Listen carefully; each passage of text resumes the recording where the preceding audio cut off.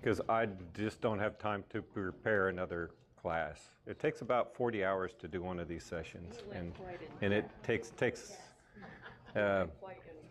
But we're still going to do youth church. So next week we're going to go back to our normal schedule, and the week after that is Vacation Bible School. I think next week we're going to be decorating, or hopefully the decoration will already be done, and then we can just have fun. So that's the plan. But then that week after Vacation Bible School. I've got some. You got some? I'm not trying to get some. I've got what I bought, but we still need somebody to go to First Baptist Needville and pick up. I texted her today and she didn't answer me back. Okay. Deanna's leaving tomorrow. Is she leaving tomorrow? I haven't talked to her, so. We'll do with whatever we get, and I guess that's kind of the way we do church, right? It's always an adventure. Terry Taylor's daddy? Yeah, he's in hospice. Deanna said he's alert and still mobile. Yeah, they have him on what they call pain management hospice, which is usually, it's just trying to keep him comfortable. So Terry definitely needs to be there and take care of that, take some weight off his mom.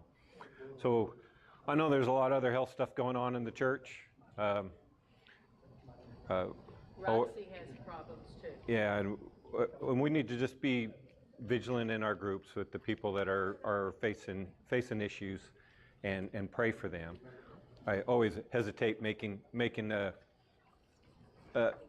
class night into the health clinic. Sometimes it can depress our kids, so I want to always balance things a little bit. So anyway, we're going to be. Have we started yet? Okay, so. This is going to be kind of a chill night to kind of end this. I'm going to be kind of quick because I want to give you my top 10 science stumpers, and then I want to recap the course a little bit. So we're going to talk about beauty as evidence for God. And most people would not think of beauty as something that points toward a creator. So the question you got to ask yourself is, what is beauty?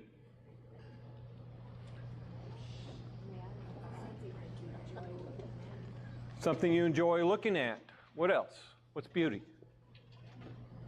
Any creation of God. Well, let me show you some pictures, and you tell me, April. I like that.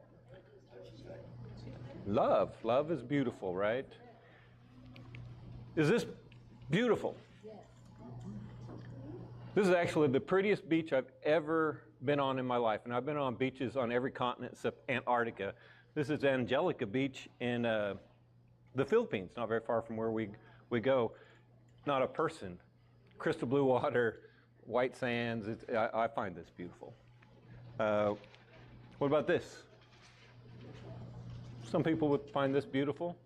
I have pleasant memories of this because this is a river in Colorado in Estes Park, and I have a lot of childhood memories around this river, and I see it. I have beautiful thoughts in my head. There's emotions that come to me, and I think emotions are part of beauty. What about this? What is this flower called? No, it's a Philippine flower. They make a drink out of this, believe it or not. It's like a sweet pea of some sort, but it has I can't remember what the name is now. Joy, do you remember? Okay, never mind. They make a drink out of this. It has medicinal properties. I've had it. It's actually pretty good. I don't know if it helped me or not. But I think the flower is beautiful. What about this? Is this beautiful? Well, I might say it's beautiful because it's dead. I mean, a dead rat's kind of beautiful compared to a live rat. I had another picture. I changed it because my kids didn't like it. It was the stuff that comes out of the back of my dog, and she thought that was inappropriate. So I chose one of my favorite insects. Is this beautiful? What is the difference? How are we differentiating one creation from another? And pretty universally, right? It can be what it's associated with. That's definitely true. But there appears to be... Well, then that's true. But it seems like there's some universals. It's cross-cultural, because we have several cultures actually represented in this room. Yet what we see as beautiful and what we see as maybe not quite so beautiful seems to be consistent even across cultures. So we're going to talk about beauty as a signpost for evidence of God. I'm not going to say it's a total, it's not like pointing straight to God on its own, but we're going to look at how the aesthetic experience, how we view the world, points us toward a creator. We're going to talk about what we call gratuitous beauty, beauty that is beyond any kind of purpose. It might even be dangerous or lacking benefit to the one that has it. We see that in nature a lot. And we're also going to talk about the strongest arguments against this that the atheists will challenge us with. And I think we always should look at both, because people don't usually come to us and confront us with arguments that agree with us. So we need to understand about how people see things. So what we're going to do is we're going to kind of look at the world. We're going to define terms. We're going to observe things. We're going to argue about what our tastes might be. We're going to test it against our worldview. And then we're going to see if we can find an application from worldview that best fits what we see in the world. It comes down to the question at the bottom: which worldview explains the reality best? I mean, we see beauty in the world. Which worldview predicts that? Okay, naturalism definitely does not. So we're going to move from the simplistic thought process of, oh, it's pretty, so there must be a God, and we're going to try to think in terms really of the cumulative case approach, where beauty fits together with all these other evidences that are pointing toward a creator. And it's the cumulative case that we are holding on to, not individual evidences. People will throw challenges at all of our individual evidences for God, but rarely can they come up with one for everything. You know, we talked about 101 different evidences that I personally identified, and those are only really groups of evidences. But we're going to really see how this flows into our cumulative case, okay? And I think it's important for us to always keep in mind that as Christians, we believe God proclaimed three things: that there's truth, objective truth that we can know. He proclaimed goodness, that's morals, that's what right and wrong is. And he proclaimed beauty. If you read the creation story, he declares things to be beautiful. And I believe God tells the truth. So if he says these are objective facts of our universe, that's how I'm going to view the universe. And that's our Christian worldview. Okay? All right. So we're going to look at really several different issues, but I want you to always keep in the back of your mind this idea of gratuitous beauty. This is beauty that is either hidden from our sight until recent years, so it's for centuries, millennium, it's been invisible to humans, so we haven't created it. It was already there. It can only have been made for the Creator's own benefit himself. We're going to look at excessive beauty, which is far beyond any naturalistic mechanism for attracting pollinators or attracting a mate, okay? And then we're going to look at costly beauty, things that basically put the creature at risk. It's so beautiful, but it makes it stand out in its environment, which actually makes it easier for predators to find it. Or maybe it expends a lot of energy to exhibit that. Those are the evidences we want to look at. And just for our purposes, gratuitous does not mean no function. We're not claiming that beauty has no function. What we're claiming is there are things in the world that have beauty that's beyond just function. And that's the point that we're trying to look at and experience today. So what I really want you to do is experience these examples, enjoy the pictures, and just think which worldview best explains what we see. And I'm going to start with the oceans because I love the ocean. Oceans of beauty is what I call this first example. And as we look through these pictures, think about the abundance of beauty in the ocean. But we can't really see it unless we get into the water. There's tremendous diversity and complexity that the naturalistic mechanisms don't explain. Okay, those fish are not camouflaged against predators.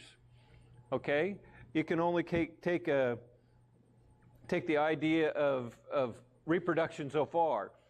But these, when we're talking about coral reefs, these are so complex. They host all kinds of communities of living organisms. They're nurseries, they're shelters, they're structures, and they have astonishing complexity. And what's amazing is when the creature dies, it just builds on itself. These living corals become a non-living coral and it still maintains its beauty. Why is that? What purpose could that possibly carry in the naturalistic worldview? And I think coral reefs support such a huge share of the marine life. We don't always think about it, but I don't know what the percentage is, but it's a vast majority of marine life live in these small areas we call coral reefs. And you look at that starfish, do you think that helps him camouflage from predators? Stands out like a sore thumb to me. So it has to, and he's not looking for a reproductive mate that can see it because they don't have eyes. But it's beautiful. Even the sponges, and it's just so much beauty in the coral reef.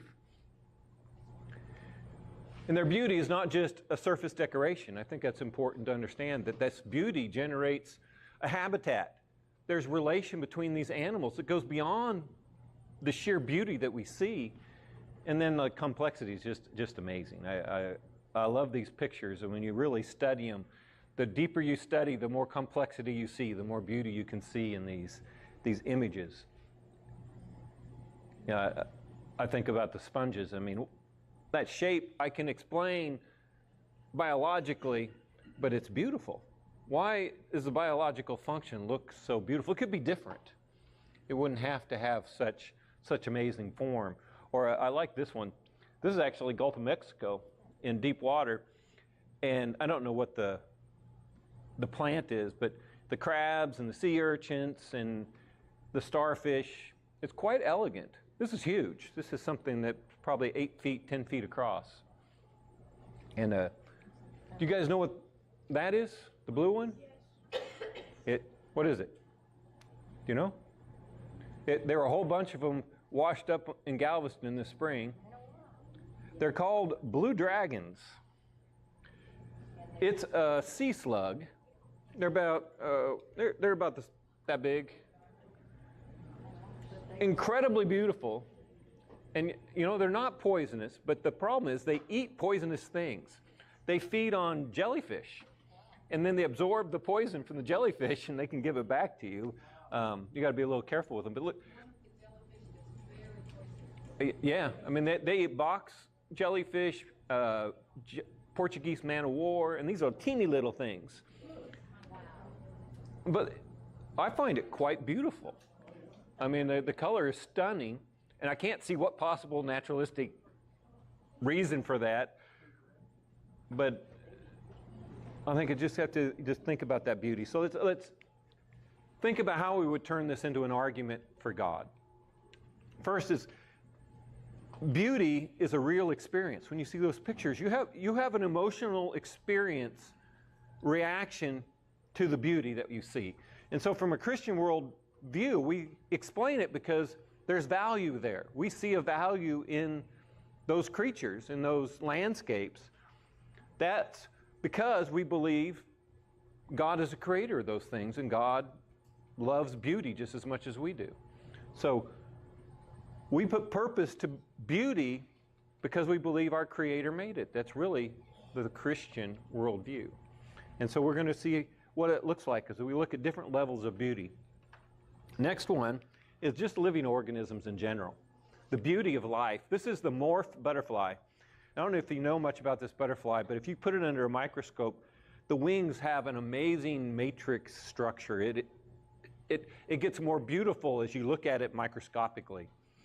And there is naturalistic explanations for why that might have taken place. But does that look like camouflage to you?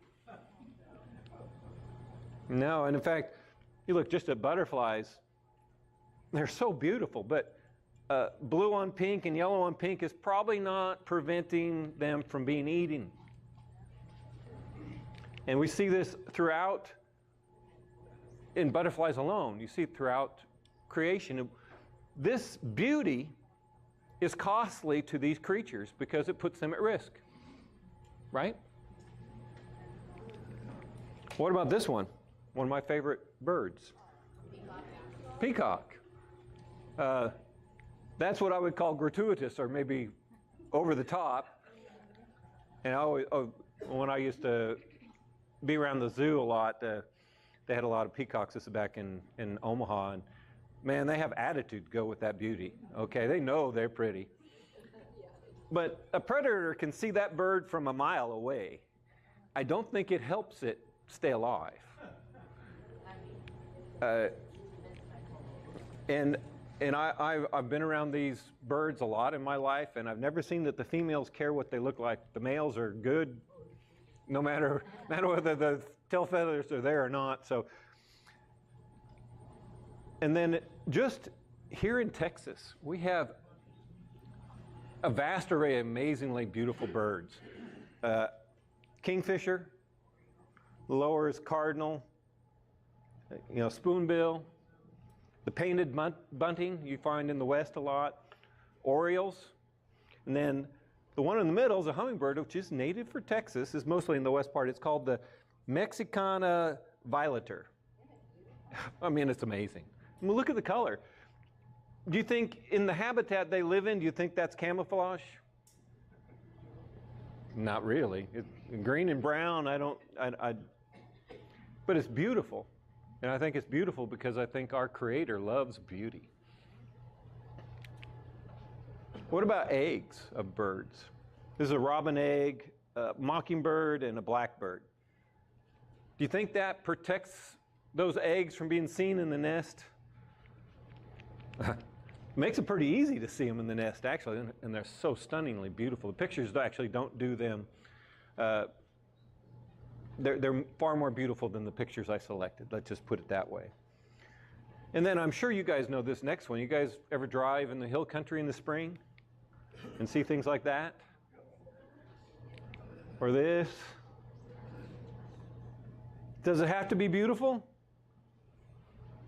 And then these two are two of my favorite flowers from my mother's old garden in Arnold, the iris and the tulip. And then my favorite tree, you can find them in Los Angeles in the spring, the jacaranda. Have you ever seen one of these? You look at the ground, it has so many blooms. It doesn't need that many blooms. It's just amazingly beautiful. And this picture does not do it justice. Or what about cherry blossoms? You zoom in on a cherry blossom, and it gets prettier the closer you look at it. But, I mean, that's like over the top. Do they really need that to attract pollinators? The white ones attract just as many pollinators as the pink ones. They're beautiful, though. And I have another jacaranda. A wisteria tree. Have you seen one of these? This is not from it, but behind one of the Catholic churches in Paris, they have a whole garden of these, and it's breathtaking to see it in the spring when they're full in bloom.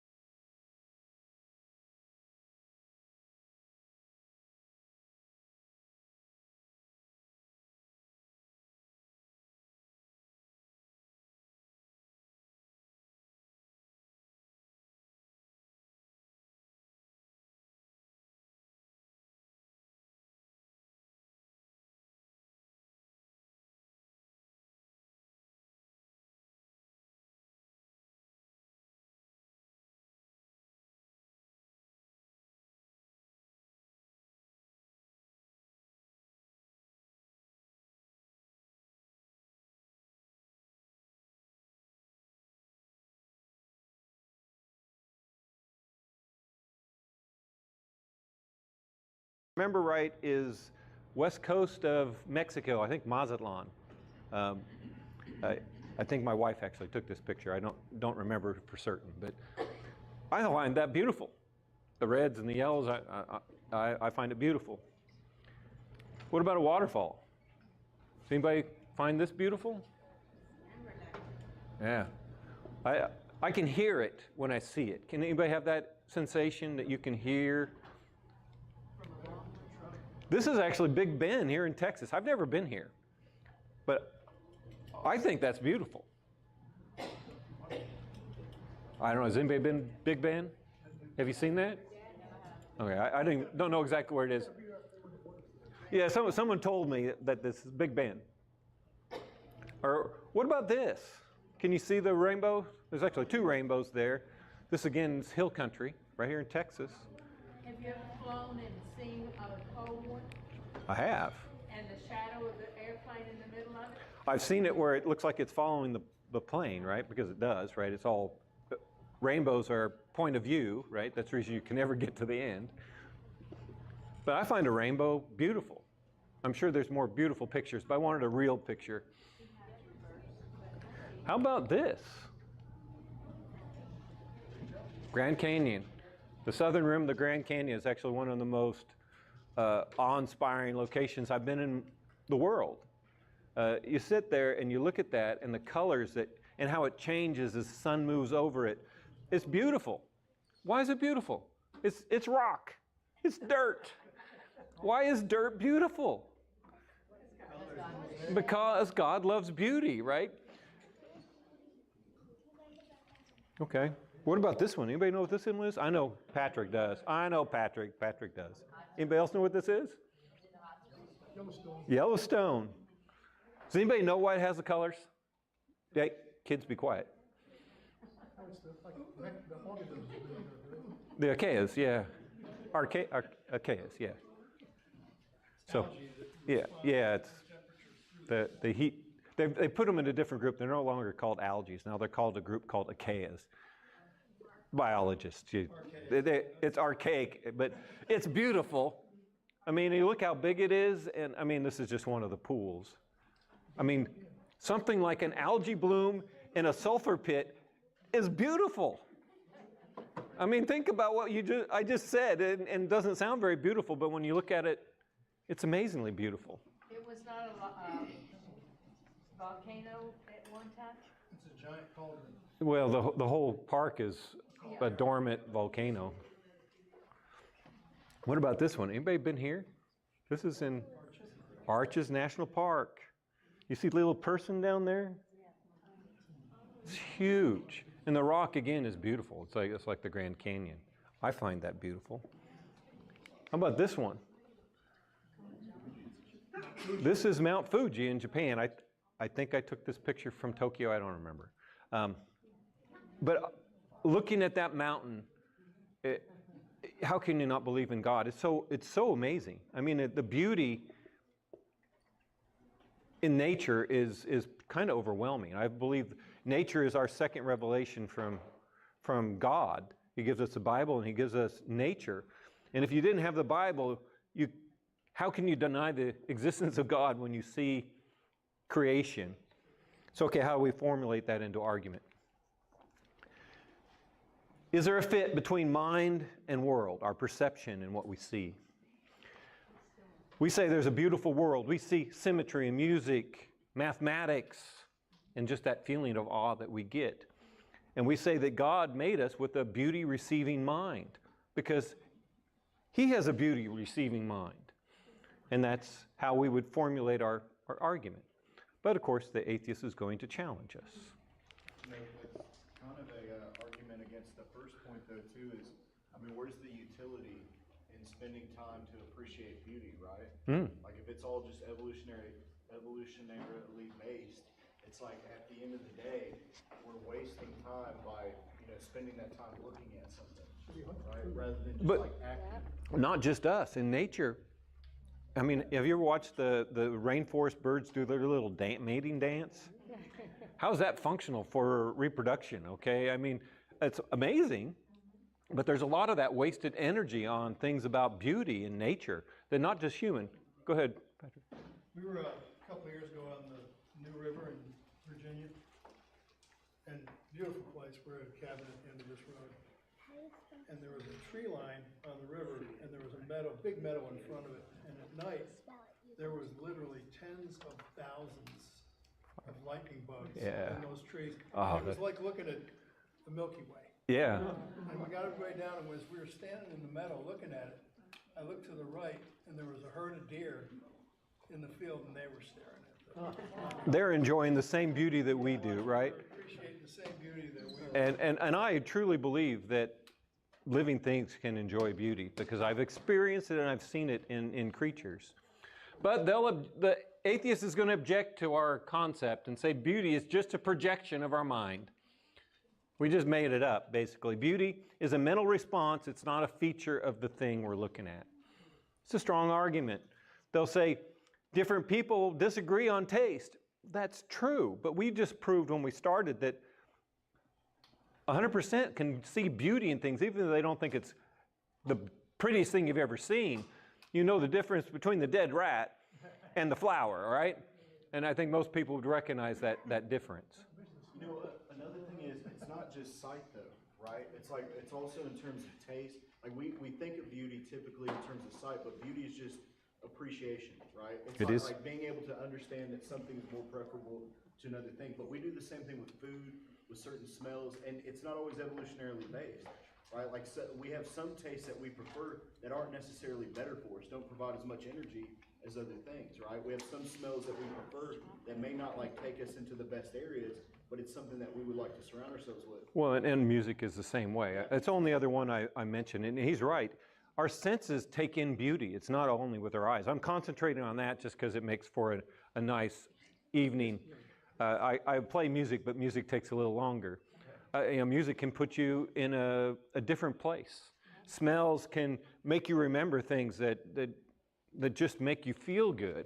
And that sensory is all part of beauty. It's how are we responding. And you can couple it. Yeah. You can have visual beauty and you can hear music, or in the sounds of nature, or in actually any music you want to play. It's never ending. You see all kinds of film where they're playing music in the background. Oh, definitely. And it adds to your experience, brings tears to your eyes. It does. And even if we disagree on how much we're affected by those things, does not change the fact that there's a value and that humans all recognize a value. Even if I don't like the music, I recognize there's a value to it. That's the reason I don't like it, right? I mean, it doesn't have to, the fact we are assigning value to it itself already shows that there's something more than just the naturalistic perspective. So, okay. So I would challenge them by just saying disagreements between people do not erase the value of the beauty we see in nature. It may be training or context or a partial perception, this idea that our tastes change based on how how we grew up, the things we've experienced. That's that. But the thing itself has true beauty, has value, whether or not I like it or not. It's on the other side. It's on the wall. It's on the wall. It's on the wall. Can someone? It's beautiful. I can kill it. It's beautiful. Okay. We have several of them flying in here right now. What is that? That is a glass octopus. Glass octopus is what they call it. It actually has a real name. I'll put it up. I didn't put the name on it. Sorry, didn't put the name for this one. These are deep sea, hidden from human eye until recent centuries. I find it beautiful. They call it bizarre, but beautiful. They're actually pretty good sized. Pretty good size. Let me show you another one. This is the Gulf of Mexico. This is called the comb jellyfish. I won't even try to pronounce the other name. 2,000 feet, Gulf of Mexico. Pretty cool. I mean, I might say gorgeous, but cool is still a form of beauty. That's my beauty being. It's the reason I try to toe the line. I have no idea what this is, but I thought it was very cool. This is, again, Gulf of Mexico. And look at the depth. 2,300 feet is where they took this picture. Noah took this picture. Like I said, I can't say the name. I won't even try. This is actually big. Like, it's like 10 feet long. It's like, this is also in the Gulf of Mexico. It's a little weird. I like this picture. It's just a rock cropping. Those are brittle stars. All over it. There's some urchins, and I mean, just the texture and the shape I find actually very intriguing. That's, to me, a different kind of beauty. What about this? I never heard of this before. I won't try to call its name. This is the longest known living animal on Earth. It's in the water. It's in the deep sea, like 2,000, 3,000 feet. Give you an idea, a blue whale, the largest known creature to ever live, is about maybe 60, 80 feet long. These get up to 150 feet long. How big are they? Nothing like this. It's actually a community of organisms. I don't completely understand, but it's actually pretty. It's pretty. You know, I mean, it's got a different kind of pretty, but I think the awe also is beauty, right? I mean, when you see something like this and you hear it's 150 feet long, this is the longest animal in the world. That's awe-inspiring. That's also part of beauty. How long does it live for? You know, that I do not know. Well, actually, I might know. I actually put something in my notes for this one.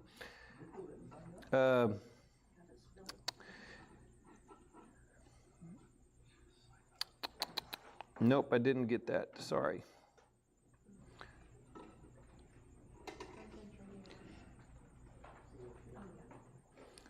Nope, it's a deep sea species that they just recently discovered. I think it's in the 2000s where they found this. So let's see if we can formulate an argument. I need to move faster. I was supposed to be done by now.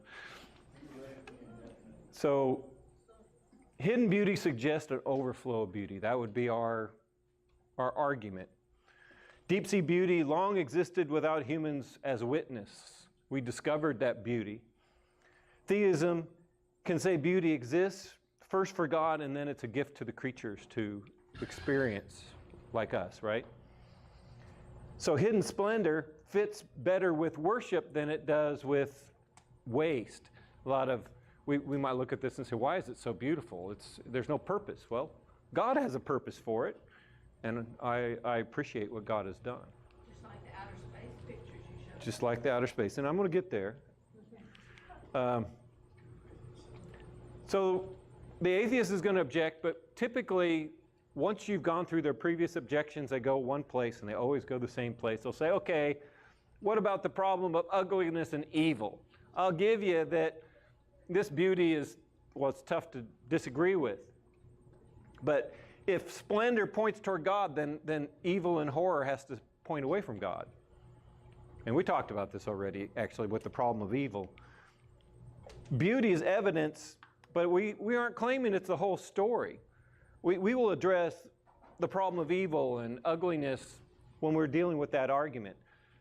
This is a really common use, and I want to just pause so you guys take this in. If you confront somebody and you're having a discussion, when they know they can't win, the first thing they're going to do is distract. They're going to try to go to a different topic because they've already lost. It's okay to let them do that, but you might want to reiterate that obviously you admit that beauty is real, right? It's a real emotional response, and the naturalistic worldview cannot deal with it. Then you can go to the next one, okay? Okay, so how about space? Carolyn asked for it, so I have to do it. You guys know what this is, right? Earth. Boring Earth. Boring Earth. The one on the left is the Apollo missions in the 1960s and 70s. And this is a recent picture from Artemis. Artemis 2, which just went around the moon. A little different, but it's a little different part. But we live in a pretty marble, is how I would describe it, right? And Show them Egypt and Africa and continents. this is Saudi Arabia. Yeah. This one, I don't actually know what it is. It looks like Australia. Yeah, it looks like Australia. I don't know what that is. Should be New Zealand, should be right here, but I don't see it. So, but the planets in our solar system are amazing. I showed you Saturn a couple weeks ago, right? And I think it's amazing. But there's other planets in our solar system that are pretty cool. Anybody know what this one is? Whoops, sorry. Good job, Jackson. This is a very recent picture of Mars. I actually find Mars quite beautiful. Do you know what this one is? Close. Magellan Space Program. Does anybody know that one? They flew over the North Pole of Venus. This is what Venus looks like up close. I think that's pretty cool. Yeah, it's pretty hot. It's pretty hot. But we believe in the cumulative case. And we say beauty converges with all those other things we've talked about. And when you put them all on one side, and I just listed a few, the cumulative case points to one worldview. We have one worldview that we know of. I won't say that they could never come up with one, but there's only one that we know of that fits what reality shows us.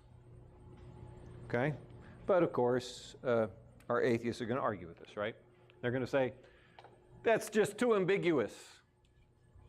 Again, this is, you put me in a corner, I can't argue it out, I'm going to just go after it, and I'm going to say, beauty can inspire deism or pantheism or even people who don't believe in God. We agree it's inspiring is what the atheists will say. That's, once they've gone through those other arguments, that's all they got left. But the argument doesn't prove you're Christian God. I don't think we were trying to do that. We should just say, yeah, you're right. Beauty is a signpost. It points to a creator. We'll give you the full map to Christianity with other arguments. You don't have to get from atheist to Christian in one step. Take them step by step. Don't always want to go for give them the gospel. Sometimes they're not ready for it. You got to prepare them for it. So one more. The universe of beauty. This picture, if I remember right, this is from Hubble. And they pointed Hubble at a point in the sky where it just looked like it's black. There's nothing there. And they held it there for 11 days. And when they processed the picture, they found 10,000 galaxies in the part of the sky where we thought there was nothing. They actually got in trouble for doing this because some of the oversight committee said, you're wasting precious time on something that's nothing. And then this picture came in and they all said, good job. But you have things like this in the universe. This is called Apep. It's named after an Egyptian serpent god. It's supposed to be 3 stars kind of chasing each other. I don't see it, but I say it's beautiful. And then you have so many nebulas. I'm going to concentrate on nebulas because I think they're amazing. Whoops, I went the wrong direction. Sorry. This is called the Cat Paw Nebula. I find these pictures just awe, and I don't see the cat paw either. So Don is looking for it. I don't see it either. But it's beautiful. The next one doesn't have a name. It's NGC 6072. They run out of names after a while. But the contrast in pictures, the color variation is just amazing. This is the James Webb Telescope. Next one is, they call this the hand of God. I'd never heard of this until just a couple days ago. Can you see it? It actually has a real name. It's MSH 1552. I kind of like the hand of God nebula. I mean, how amazing is that? But I think when we view things, we have to view it from our worldview and see if our worldview matches what we see, matches reality. Is what we see all about mechanism, or is it about meaning? And in the end, that's really important. If you believe it's only about mechanism, you're going to live a very empty life. Because I think we're meant to have full life. We have emotional responses to these things on purpose because there's meaning. I mean, people can say there's not, but they're the same people that will cry at sad movies. Okay? We have to interpret with science and through our worldview, and then just ask the question, which worldview makes beauty less surprising? We're not surprised at beauty. We appreciate beauty, but we expect it in our world because God said it is good. All right, so that's beauty.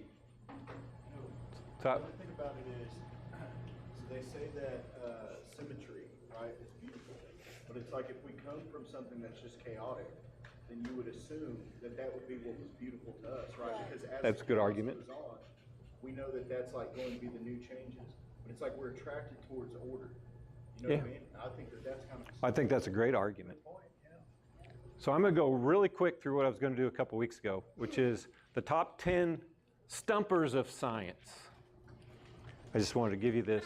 This is actually a big problem in evolution. Sorry, I skipped. I want to do this first. This is a 45-second little clip from a new documentary by Discovery Science. Have you guys, you know them? It's called The Story of Everything. It was in theaters this spring, but you can find it on Amazon. Let's look at this, because I want you to see what you might get if you wanted to watch this. This is actually a big problem in evolutionary biology. It's called the problem of gratuitous beauty. Many organisms have beauty beyond anything that's relevant for their survival. This deserves an explanation. Many people have tried to give a utilitarian explanation. Oh yeah, well, it's some adaptive reason or there's some sexual selection. But I think the answer requires something more. The one who realized the answer requires something more was Aristotle. He said, no, it's the result of some kind of rational structure to the universe, dare say even an intelligence. It's one that seems to be reaching out to us. Now here I am waxing. It would seem to be mystical. But that's just a little excerpt to just kind of whet your appetite. It's really good. We watched it the other day. They focus really just on the big picture, trying to show that intelligent design is really the only logical explanation based on what we can see. So if you're interested, I thought they had a little clip on beauty, so I'm not the first one that said beauty was evidence of God. Top 10 stumpers in science that scientists have no clue. The first is comets. This is a picture I took of Halley's Comet back in whenever in the 90s it came along. It's a bad picture actually, but why do we have comets? You know, if you take an astronomy class and you ask the teacher that, you know what you're going to get? He doesn't know. Blank stare. Because about 30% of a comet disappears every time it goes by the sun. So if you roll this back about 1,000 years, you know how big Halley's Comet would have had to have been? Like the size of it's not the sun, probably about the size of Earth itself. It's not practical. If it existed millions of years and lost that much each time, it shouldn't even be. Well, it'd be bigger than the sun when it started. I mean, it's like the math doesn't work. Now, if you take astronomy and the teacher's sharp, he'll have some of the explanations I have. Let's talk about birthing locations for comets in the solar system, but we don't know where those are, but it's okay, never mind. How about time? Did you know that scientists do not know what time is? And in fact, we now know from observation that time is not constant. Time changes. The rate at which time passes depends on where you are and what speed you're moving at, and they've tested this. So, relativity, yeah. But, so all of our science is based on an assumption that time is constant, yet science knows that time is not constant. So it's a stumper for them. Can we go backwards? No, well, that's another conversation. I might get to it in a second. Number 9 would be dark matter. Anybody ever heard dark matter? You know why they talk about dark matter? The way things behave gravitationally, it acts like 85% of the world or of the universe can't be seen. It's like there's a force holding everything together. What might that force be?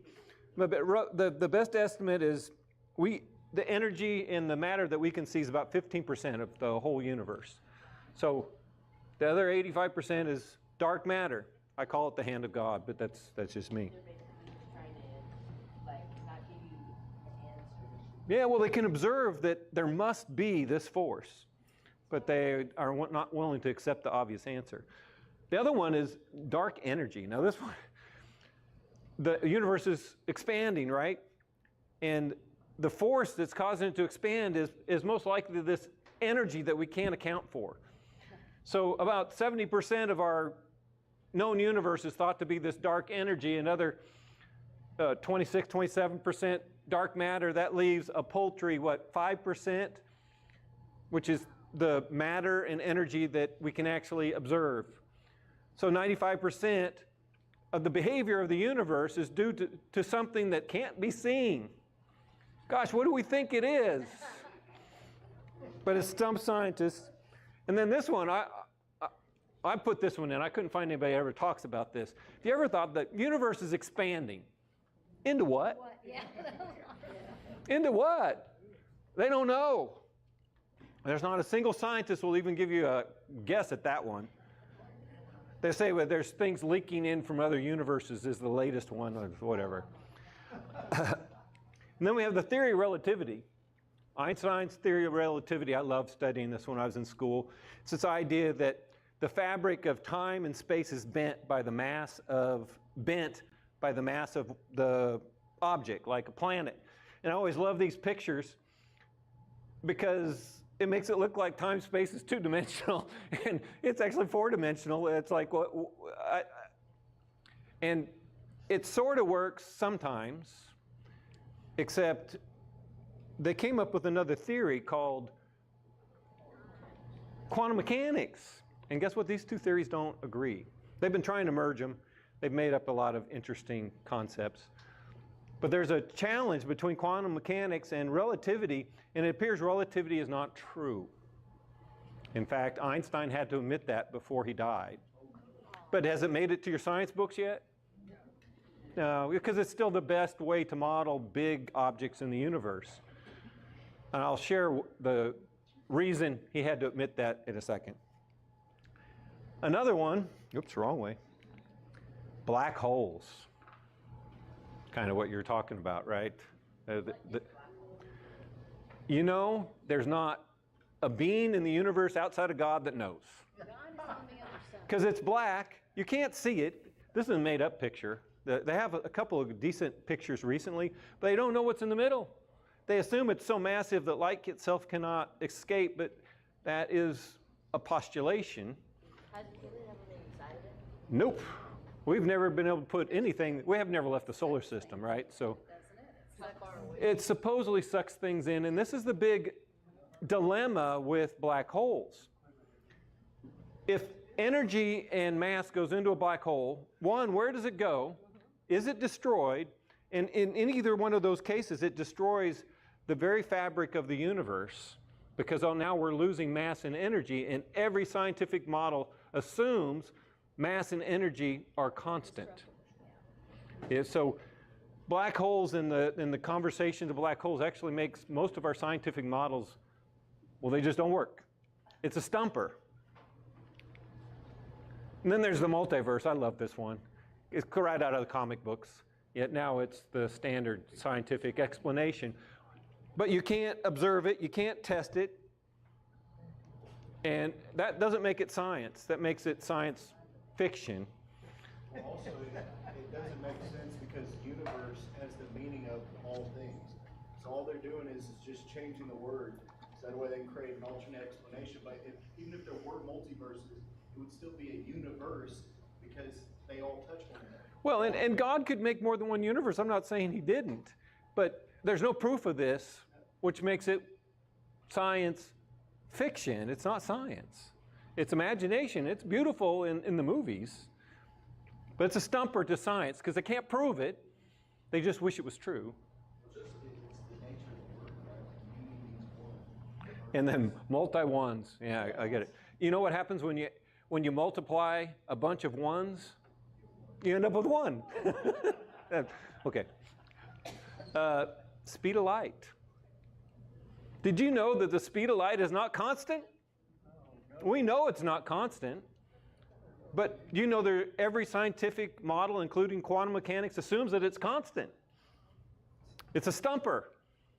You won't find that in your science books. But scientists know. And we see evidence that gravity actually affects light. And there are actually things that can move faster than the speed of light, and we can measure them, which makes it a little complicated. I will give you that in a second.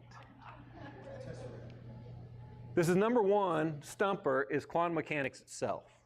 And I had to do it in multiple parts because there's so much to quantum mechanics that doesn't work.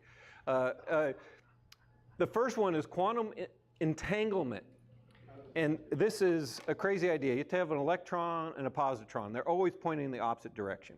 But according to quantum mechanics, they're like this. They have no particular phase. But the moment you look at one, what do you think the other one is doing? It's always exactly the opposite. Look at it this way, it's this way. Look at it this way, it's this way. Even if these two objects are thousands and thousands of miles apart, the moment you measure one, you already know the state of the other one.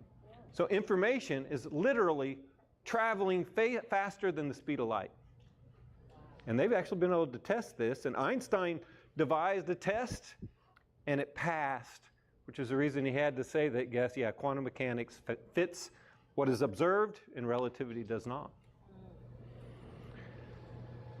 Okay, that's just the first part of quantum mechanics. It's a little freaky. Then there's,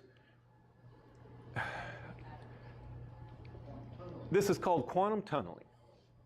And I'll use the example of uranium. Uranium decays radioactively by releasing what they call an alpha particle. That's 2 protons and 2 neutrons. So it's a big particle. Yet, the strong nuclear force and the weak nuclear force produce what they call the Coulomb barrier, and a particle that size cannot cross the Coulomb barrier. Yet it does. And it does routinely. So it's called quantum tunneling because it happens, but we don't know why. Or how. That's just one example. Quantum tunneling is pretty freaky. It breaks all the science. Another one is particle wave duality. This is so light, we always think of light as a wave, right? But do you know it behaves like a particle depending on how we look at it? The same with an electron. Electron we always hear as a particle, but when we look at it, it behaves like a wave. So which is it, a wave or a particle? It's a stumper, because it can't be both, but it is. It acts like both. Quantum mechanics predicts it, but it can't understand it. How about this one? Quanta of light. I like this one because when you look at light, the smallest portion of light that you can ever detect is a quanta. It doesn't matter how good your detectors are, there's always this discrete amount of light, and you can't measure anything less. And when it hits an object to like release an electron, it always releases the exact, it's always this packet of energy. Again, I'm putting that in layman's terms, but we know it, we can see it, but don't understand it. So what you're telling us is that scientists are a bunch of frustrated people. Yes. That's an important point, though. I think a lot of people don't get, like, that aren't in science, right, is that science it doesn't really prove anything half the time. We call them theories because this is a set of assumptions that we hold, right? And at any point they can be proven wrong, like with relativity. So people oftentimes go and they say, well, science says this, science says that. Science doesn't say anything. The scientific method itself, if you look at it, is all about disproving. It's not about proving. It's saying we cannot disprove this. It's very true. This is what we're going to say for right now. But at the time that we can disprove it, then we'll change what we're saying. Yeah, and quantum mechanics actually predicts a lot of this behavior, but we don't completely understand why or how or even the mechanism behind some of these things. This is just known problems. with the theory. And I think God does it on purpose. Karen's right. I think God has a sense of humor. And you think you're so smart? Figure this one out. I love that reminds me of Job 38, you know, when Who are you to question God? Yeah, I like that. Here's another one. Quantum superposition. I can't even say it properly. This is the idea that electron clouds are whirring around every atom in our body, right? And you can never determine where an electron is because it acts like it's everywhere until you look at it, and then it's here. Right there. But quantum mechanics predicts that it's everywhere all the time, and then we look at it, and it's there. So how do you know it's everywhere all the time if when you look at it, it's there? Good question. It's a stumper. Yeah. Now, obviously, How do they postulate that if they couldn't see it? when you look at the overall behavior of an atom, it leads you to believe that it has to be this way. But when I measure to look at where an electron actually is, it doesn't match. We are observing two things and they don't match. And this is the explanation, even though we don't know fully the mechanism. And then the last one of these is, I love this. This is a Heisenberg uncertainty principle. It's part of quantum mechanics. And let me try to explain this. This is the idea that if my fist is moving across the room and it has a location and it has like a momentum because of mass and speed, you can never measure momentum and location at the same time. Think about it. What does momentum need? Movement requires what? Two locations. So you can never measure a location and a momentum at the same time. Yeah, we do all the time, but reality is we recognize that they can't both be at the same instant. It's kind of one of those weird quandaries. We do our science measuring those things all the time, but in reality we know they can't both exist at the same time. It's kind of crazy. So I hope you like that. That's just the stumpers of science. The key is when we hear science and we read science, scientists are trying to understand the universe, and they're doing a real good job. It's amazing some of the things they discover. But when they move from science to philosophy, then they don't do so good. And we should always, recognize that their opinions are not truth. They're just an opinion. Amen. Right? All right. So we've been talking about, is there a God? And really the arguments why or why not, right? We've looked at the arguments from the atheist perspective and trying to figure out how we're going to respond to that, right? And the atheist is always going to try to separate the universe into spheres. You got the science sphere, you got the philosophy sphere, you got the theology sphere, and they say don't cross the lines, right? Of course they do all the time. But they basically are saying theology is not welcome in science. Yeah. And they'll tell you that. That's right. that's what they are. But Christians believe this model. We believe science and philosophy and theology are all part of a whole. You don't separate your theology from science. You don't separate your theology from philosophy. You need all these things to see the completeness of the universe that God's made for us, which is beyond what we can see, because we can see metaphysicals. We can feel metaphysical things that are outside of the universe. And we need theology and philosophy to explain those things. So why would they exclude it from science and theology? Because if you exclude it, then you don't have to answer the obvious questions like, where does beauty come from? Where does beauty come from is a philosophical question. And the scientist says, oh, no. We're just going to talk mechanisms and science. And then they'll postulate why those things exist in their naturalist mechanism, which becomes philosophy, and actually is almost theology. It wouldn't be theology as in God. It's their God is naturalism, effectively. Yeah. Looks like if you look at it, most of the universities started out in churches, right? This is people trying to find explanation. Like one of the greatest philosophers / scientists, Rene Descartes, that was his whole thing. And he's considered like a great contributor to science, right? And then philosophy, so if you have a PhD means a doctorate of philosophy, because philosophy is explaining the world, right? And that's what science aims to do, but science itself comes from the word scientia, which means understanding. Yeah. So science is our current understanding. Philosophy is the discussion that we have to reach that understanding, right? And theology is us attempting to understand where it all came from. You know what I mean? So like And all three everybody of these has a things fit different together, opinion. it's just they're kind of all part of the same thing, but coming from different angles. Well, in reality, everybody has all three, and you can't process the world without them. So to try to separate them is nonsense. They do this so they don't have to have the hard conversation. But we come back to always this question, and this is the question that we have to ask ourselves. Which worldview explains reality the best? What we see, what we smell, what our senses experience, and what is beyond our senses. Which worldview explains it?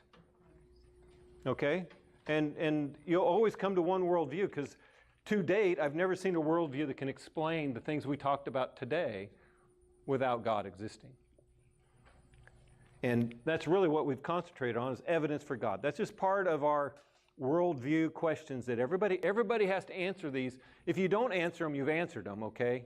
You form a worldview, and that's how you view the world. That's what a worldview is. It's like the glasses you put on to process what you see in the world.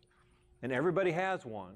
The key is make sure you define yours carefully. That way when you view things in the world, you're not swayed by opinions of other people.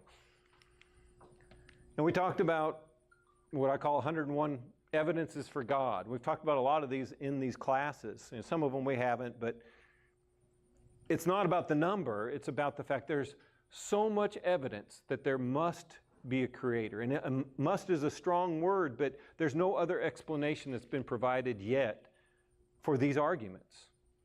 But we also talked about the other side. And we talked about, I think this is 14 or so arguments against the existence of God when we started the class. We as Christians need to recognize these are strong arguments. They're well thought out. We need to think through. There's good responses to each and every one of these. That we talked about some of them.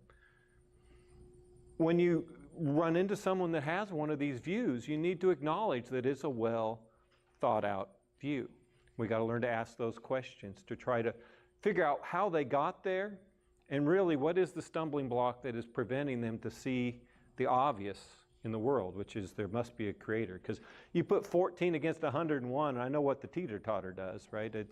It's heavily tilted toward a creator. And just in recap, well, maybe, it's kind of the sessions we went through. Did you enjoy these kind of sessions? Which one do you like the most? Any feedback? I thought the fractals were ugly. Fractal is cool. I mean, if you guys think about it, give me feedback on what you thought was the most compelling for you. These were very different because these are not what typically people talk about when they're having this conversation. But yeah, the fractals, I thought, especially the Mandelbrot, that's like, whoa, that's crazy. We need to see that. Been on and forever. The what? We need to see that one every now and then. Yeah, well, actually, you guys should watch the whole video because Lyle's a much better speaker than I am, and the way he describes it is quite amazing. I like to watch it. Yeah, that was good. That's good. Well, we'll try to do more of this kind of thing, and obviously, we'll forget what we did, and we'll do this again sometime. So, We can start it all over next week. anytime you guys want to do one of these two that we've already done, that's easy for me to do because it's prepared already. If you think it would value, just let me know. But we always need to be willing to put the evidence to test. We can't just say, I'm a Christian and nothing will convince me otherwise. I'm a Christian, but I'm going to follow the evidence where it goes, okay? I don't believe there's any evidence that can point away from God, but we can't be so arrogant to say, oh, there isn't, okay? The Bible says, be prepared to defend the faith. Yep. But I think if you weigh the evidence and just ask the question, which worldview best? Go ahead, Joy. Well, God is true, so I'm not scared to follow the evidence where it is. And we shouldn't. And experience points that way. But we need to look at the atheist perspectives. How can I help them if I never look at their challenge? We should welcome those challenges, and we don't have to be worried that we're going to be convinced by them. Aristotle said the sign of an intelligent man is someone that can hear an argument against what they believe and not be moved, right? You don't have to change your opinion just because someone has a strong voice. So I'm just going to leave you with, maybe, which worldview explains reality best? And that's what we should hold tight to as Christians. And it doesn't matter what the argument is. If you hear a new one, bring it to me. I love it, and we'll look at it together and then maybe share it. And I think if we go through with this concept that when we see something, we want to discover the truth, and we do this as a community, all of us get stronger. I mean, I'm growing as a Christian, okay? Someday I'll be mature. That's when I go. Yeah, but we should be growing together as a community. That should be our objective. And anytime we have a stumbling block, we should share it. Go ahead. In this moment, I want to thank all the kids for showing up, because they have been emptying things, carrying this and putting that over there, and I saw your girls helping with the screen and helping with everything. The kids are making a wonderful. Well, and I'm thankful for the kids, but I'm actually thankful for everyone. This has been fun for me. It's been work for me, but it's been fun for me, and I really appreciate the turnout. And I love that you guys love what I love, right? And obviously what God loves. So it's greatly appreciated. Anything else? I think he enjoys the fact that we take pleasure in what he's doing. Amen. Amen. Maybe he made all this beauty so that we just keep looking at it and having these classes all the And time. By everything he does. Amen. We have no answer to it if we can't explain it. Yeah, and the thing is, if you could explain everything, then you would become nonchalant to those things. And I think the unknown, as a scientist, the unknown drives me. I don't think I'm going to disprove God, but I love learning that next thing. Because it's cool. It's cool to learn. It just is. Anything else? Let me go ahead and close this. Heavenly Father, thank you so much for this time together as we, as a family, have come and looked at the amazing thing that you have created for us to live in and experience. Lord, we know the world is broken, but it is so beautiful, and we're so thankful that you made it this way so that we could experience part of your character when we look at a sunset and a rainbow. Lord, I'm so thankful for this church family and their zeal to learn about you. And for the kids, I'm so thankful that you've come and you've listened and you've enjoyed what we put together. And again, I'm just so thankful to this church family. And we know that, Lord, we have a lot of members of our church that are struggling with health and other issues. We're going to raise those up to you, Lord. We trust you, and we know that you know best. We trust you with the outcomes, even if our